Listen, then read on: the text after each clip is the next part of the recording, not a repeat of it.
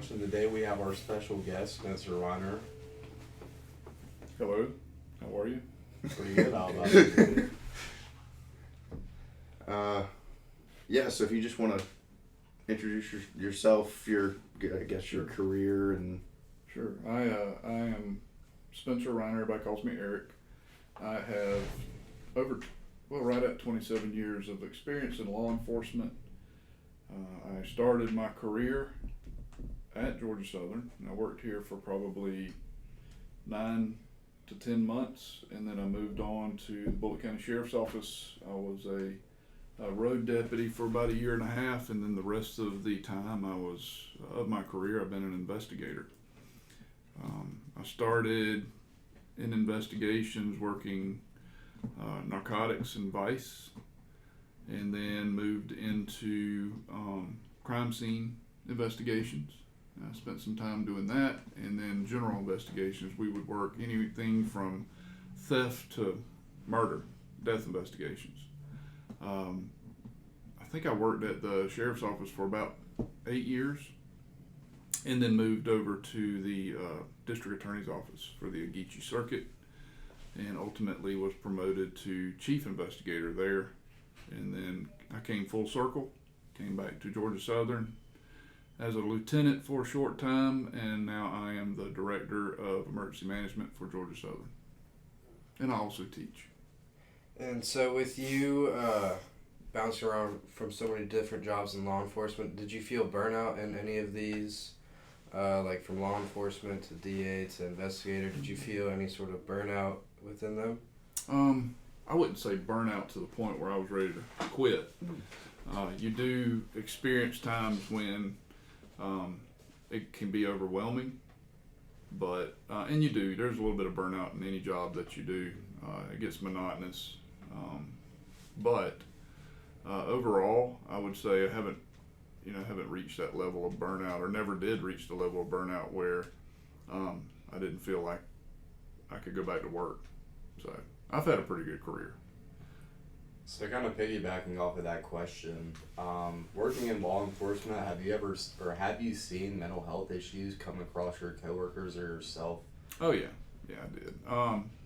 Like I'd said before, I had a friend of mine. We worked together. Well, we went to high school together, and he went on to work for Savannah PD about the same time I came here, and then he moved on to the GBI, Georgia Bureau of Investigations, and then he worked drugs there for a little while, and we kind of lost touch. I mean, we'd see each other so often, but we kind of reconnected when I got over to the district attorney's office, and he became the crime scene, what do they call them? Not agent. Specialist, crime scene specialist for Region 5, which is here in Statesboro. And they cover many counties, I can't remember how many. And so we started working a lot of cases together. And he would process the crime scene. Anytime the GBI would have a death investigation, they would contact the district attorney's office, and then we would go and assist them with the investigation. And so I moved back to Georgia Southern and started, working as a lieutenant here, and he came over. We had a couple of death cases here, and so he assisted with the crime scene on that, and he also worked football games with me, and as security. And so he would come over before football games, we'd hang out, and COVID started, as everybody knows. And there was one football game, he came over, and we hung out, and he calls me, that was a Saturday, he calls me on a Monday, and he said that he had contracted COVID, and that the whole office had contracted COVID, and he was just letting me know so I could get tested. And I didn't have it. And Saturday, I'd called him throughout the week. Saturday, I called him to check on him, and he was, he sounded terrible, but he didn't sound depressed or anything. And then Sunday, I guess it was Sunday night, early Monday morning, he had committed suicide. So nobody really knows why you didn't see that. Well, nobody saw that coming. So it's just one of those things. People deal with their own personal, everybody calls them demons, but they have issues, and people process those things differently. So he's not the first one. I've had a couple other friends commit suicide in law enforcement over the years. So he's the most recent. Kind of following up with that, do you have any sort of coping mechanisms that keeps you in a good headspace while you work in the law enforcement field? You should. I've always had a strong family. I've had strong faith. So I've always been in a good place. Of course you're going to get down and depressed because you see a lot of bad things.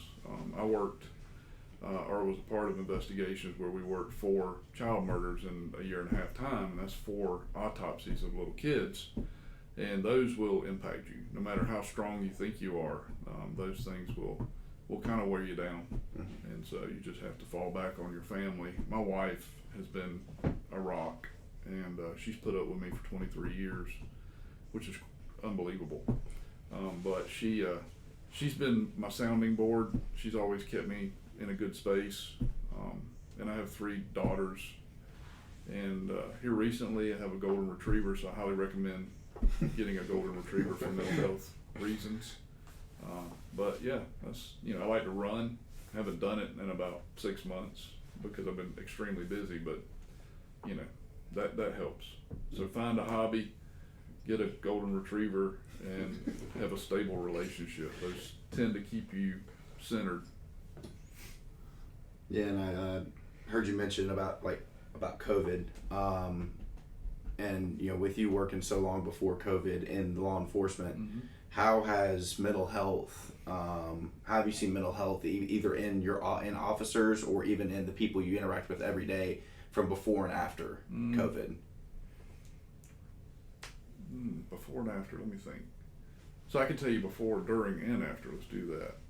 So before, and I'm going to go back even further, like earlier in my career, it was kind of taboo to go see a psychiatrist or get counseling, because it was almost, and they would say this, the older guys would say, not that, it just never came up, but I'd heard conversations where they would talk about someone who had went and got put on some depression medication or something like that, and they would say, they're going to take his gun, they won't let him carry a gun if he's under a doctor's care like that kind of thing. So they kind of scared people away from seeking help. It's not like that now at all. It is, it's encouraged, and it's, it's talked about. So we're in a better place than we were 20 years ago.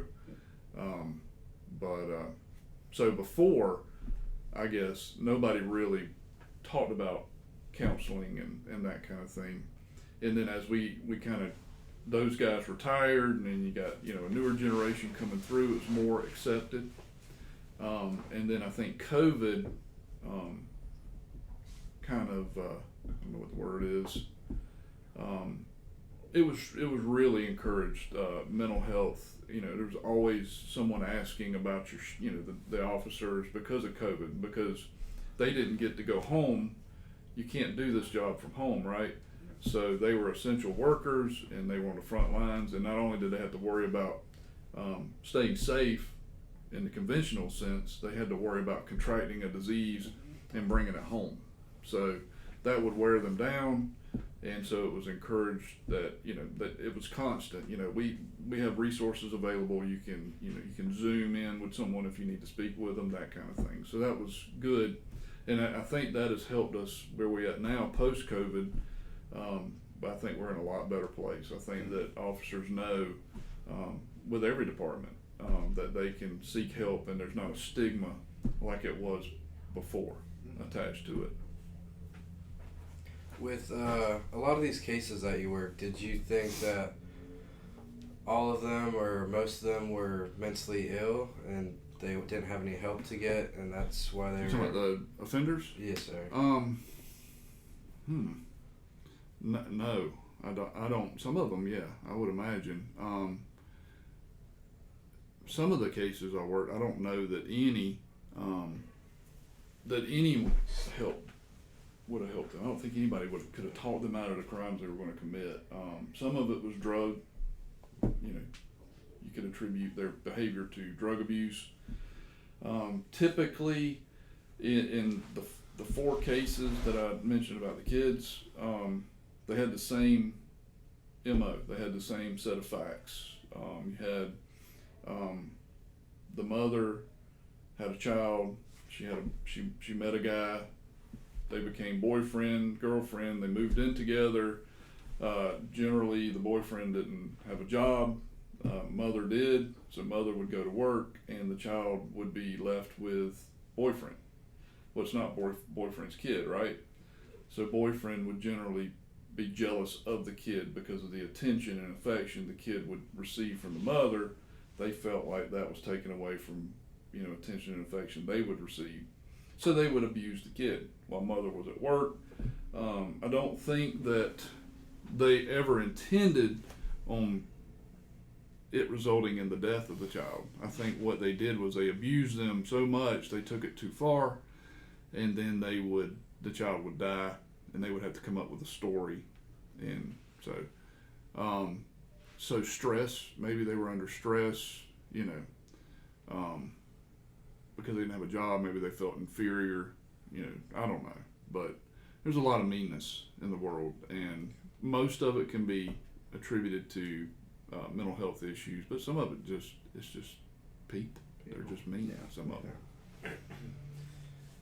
How do you think mental health has had an effect on the law enforcement and inside of the community, and what do you think the biggest concerns are? So I think that we need to offer, as a community, as society, we need to be able to offer more mental health treatment for especially like first-time offenders. I've seen people, because I worked at a DA's office, I've seen they actually started a mental health court, which was awesome. So you would have someone who of course it's not for murderers, right, or child molesters or anything like that, but it's for people that maybe fought with law enforcement or got into maybe a domestic type situation. And so if all parties agreed, they could go through mental health court, which would help them. It was like an alternative to regular court where you would be sentenced, So they would plead guilty to the crime. It's a 2-year sentence, but they're put on probation for 2 years, and they have to successfully complete mental health court, where they have to go to counseling, they have to maintain employment, they have to pass drug screens, all this stuff, anger management, and then once they successfully complete it, then their charges restricted on their criminal history so that employers can't see it, right? So they benefit from that. It's like a clean slate. I think we need more of that. I think there are some people that can be reached and you can prevent them from offending in the future. I think we do our offenders when they get out of prison. I think we do them a disservice because when they get out of prison, they're expected to get a job. They're expected to maintain housing and all that. Well, if they're a felon, right? Let's say they steal. They're a thief. I'm not talking about child molesters, rapists, and murderers. Those are a whole different class of offender, in my opinion. But if you have someone that is a burglar or has committed some type of crime like that, property related, when they get out, they're not going to get a job because they're a convicted felon. They're not going to get an apartment, right? And they're not going to get the mental health treatment and drug treatment that they need. So I think we need to fix that. I think that would be something that society should do, because I think you can. Some people can succeed when they get out. Not all, but some. I don't know if that answers your question. No, yeah, that's perfect. I mean, we've talked about that. That's what I think last week, this whole week, these past couple of weeks, that's really what we've hit home on, was what you were speaking of, was helping them when they get out. Not just focusing on helping them while they're there, but helping them when they get out. What kind of treatment? Yeah, I know you kind of touched on this a little bit. What kind of treatment or programs help best for law enforcement or people in the system? And, like, do you have any kind of like programs here, like among your officers that programs that they're have access to? Yeah, there's a program. I can't remember the name of it, but basically it's training that has been put out where it trains our officers and supervisors to recognize when an officer is struggling with some possibly some mental health issues, and so they train them to they teach them how to talk to them, how to address it, how to offer services, that kind of thing. So it kind of gives them the tools to be aware of changes in behavior of their fellow employees. So that's kind of good. I can't remember the name of it. I'm sure you could Google it. We talk a lot about CIT training, which we are actually at Georgia Southern. We're all CIT certified, all of our officers, and but this is different. This is specific to coworkers. Okay. So CIT Gotcha. is for it's called crisis intervention training, and it equips our officers with tools to if they're on a call and someone's experiencing a mental health crisis, it gives them the tools to basically de-escalate and intervene and have a successful result. But this is a different set of training. We go through so much training. This is specific to coworkers to identify people that are experiencing issues on the job, Gotcha. so that they can intervene. So I can't remember what it's called, but Now with crisis, the CIT training, do you think that's a long enough program, or do you think it needs to be a little bit longer and more? it's more a in great depth? program.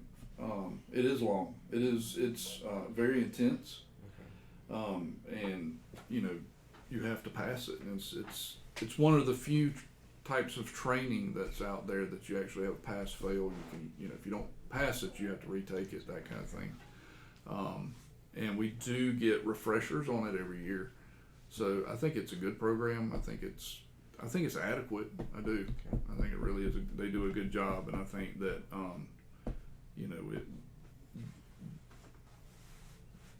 I guess it's Georgia Post and others have made it available to all officers. So I think it's really good. It's a really good program.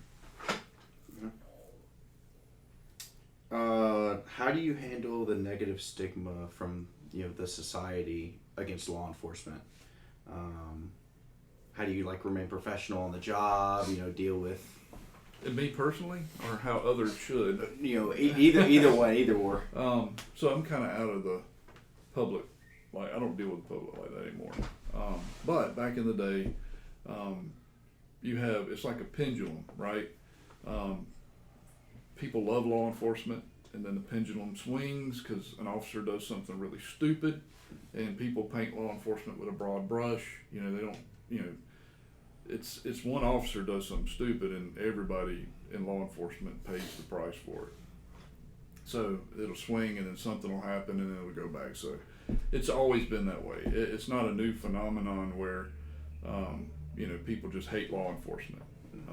It's always been that way. It'll swing back and forth. I don't know where we're at with it now.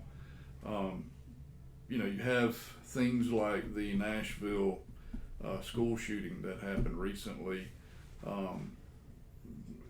That kind of made the pendulum swing back a little bit, which was tragic, but those officers did exactly how they were trained and what they should have done.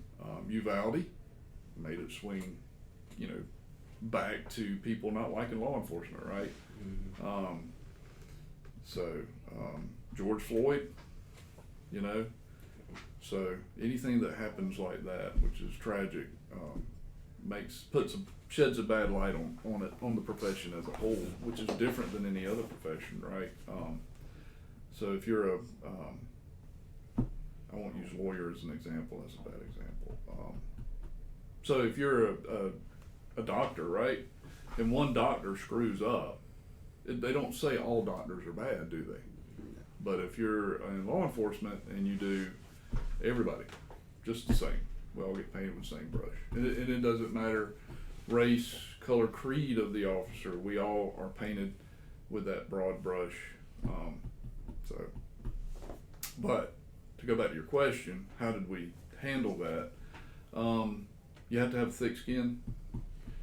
You have to remember that your actions are always criticized and you're always under a microscope, and that any lapse in demeanor and behavior will negatively impact the whole profession. So not everybody's cut out to be in law enforcement, and I like to think that, you know, as a whole, we do a good job of ensuring those people don't continue.